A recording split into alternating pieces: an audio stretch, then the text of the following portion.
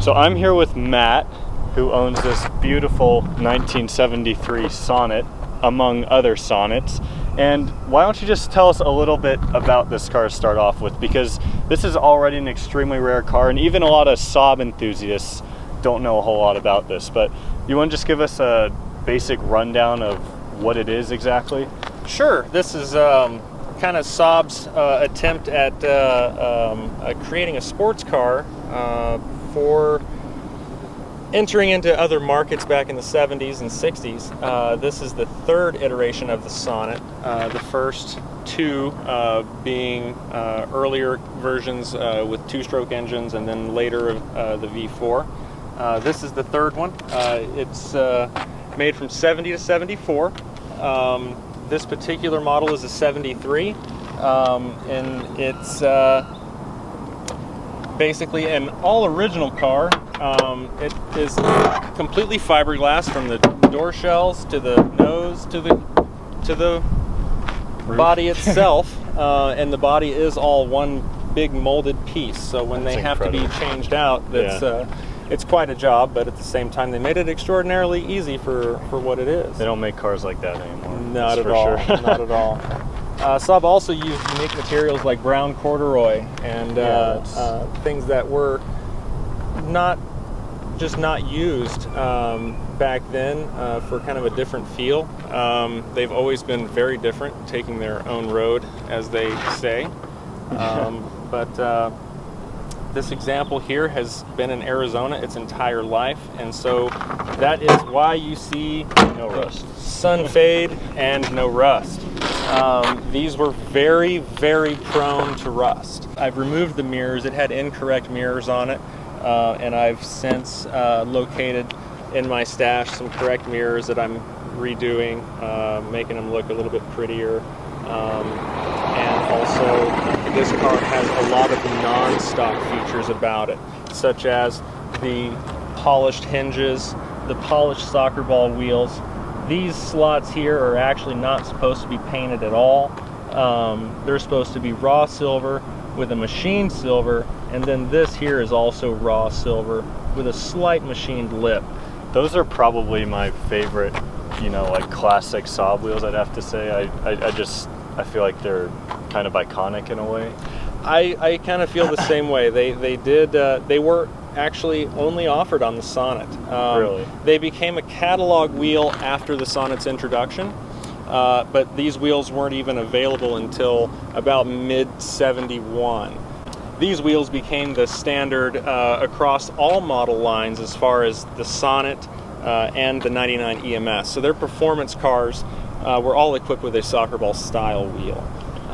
And that's very unique to Saab, and one of those quirky and quaint little features of the car that just kind of everybody gives you the thumbs up for. Yeah. It's really an adorable car. I love driving it. It never ceases to pull people's eye in from it's any just direction. So unique in the color. And so speaking of driving it, so it's got the V4 engine. So do you want to tell us a little bit more about that? So here we have the it's actually a Ford Motor Company V4 engine that Saab used from 1960, late 67, all the way up until 1980, when they ultimately killed the 96. It was only available as a 1.5 liter originally, and then bumped up to the 1.7 for the Sonett 3 in 71. This one here has been further modified. You'll notice that this is a non-stock carburetor. It's actually a we'll call it a replica. It's actually a better version of the Weber Progressive. This one here also has a sport and rally valve train and 92 millimeter pistons, giving it a little bit more power. You'll notice the chrome right away. Of course, that's not stock either. Makes it look a lot. It really cleans it up and makes it pop, though. I think it absolutely does. And when you have an old V engine, that's out of any kind of American car, it's got to have chrome. So it's it does really add to the features of the car. And I guess you could say one of the other quirky things about this car is just how small the hood is. So is it difficult to get in there to work on it? I mean, the motor is already so small, but is it hard if you need to do something to get in there?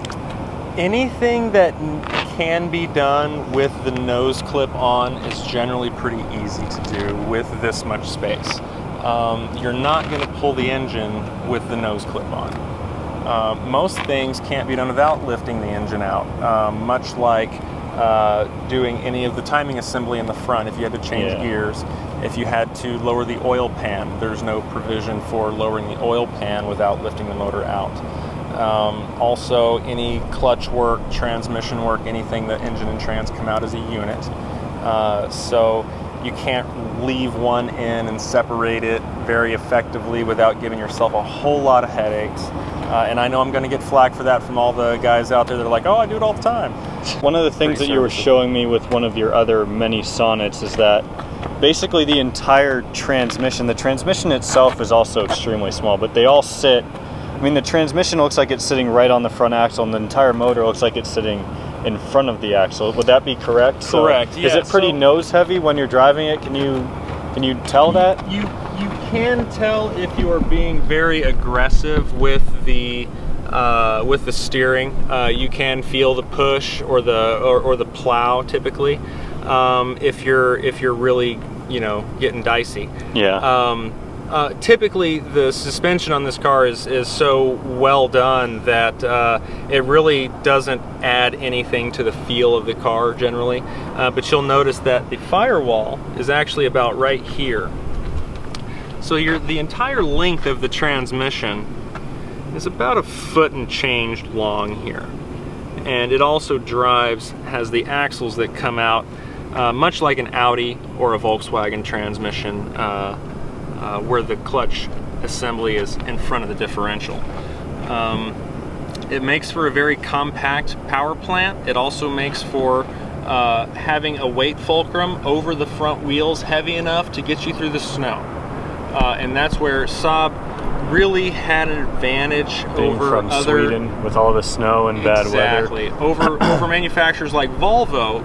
Volvo had a very heavy car that was rear-wheel drive. These are notorious and very well known for being great snow cars because of that. Yeah, as with pretty much any Saab, I'd say. I mean, absolutely. And you'll also find that a lot of the earlier models, 96s, 93s, they have oddly done door gaps, and that was because flush panels like this, when the car is iced over, you can't open your door. When the panels don't exactly sit flush, they're, you know, it's easier for the ice to break because it causes a shear line that you can just break apart. And it's the thought about that kind of thing and the detail in that really makes Saab a very intelligent car company, and they say it's the most intelligent car in the world, their ads and things like that, but you really have to think about how true that really is in its sense, because they thought about literally everything, and not only that, they questioned why things had to be the way that they were. So the interior, as with the rest of the car, is largely fiberglass. The seats are fiberglass buckets wrapped in a leatherette with a brown corduroy. This is actually the original brown corduroy, which is kind of rare because it was very failure prone. The material wore out quite frequently, so they were recovered very often. So to have an original set, especially 45-year-old car in this condition, is pretty nice. The rest of it is basically just a very simple execution of what needs to be. You have very simple door pulls. You have a very simple lock assembly here. Roller. Very simple window crank. They actually use this window crank on the 96 all the way up through the 99 four-door sedans. This example here is the 73 model actually has a different dash assembly than the 70, 71, and 72 models. This one has the factory radio as well. Wow, yeah, I can see it's pretty vintage. Absolutely, and this was AM/FM FM mono. There's one speaker in the dash. So I wanted to thank you so much for bringing this out here to share with everyone, because this is just such a unique car. Like you said, there's only a few, I mean, it's a sketchy number, like you said, that how many are actually still out there, but on the road, there's very few that you can just start up and go drive. So this is just an extremely rare car in a beautiful color. It's in very nice shape. I mean, for how old it is, a 45-year-old car that's still on the road running. So huge kudos to you for keeping this car alive. And he has so many other cars that if he'd be willing, I'd love to share on the channel as well one day. But yeah, I just want to thank you so much. And yeah, if you guys enjoyed this video, make sure to give it a big thumbs up, and I'll see you all next time.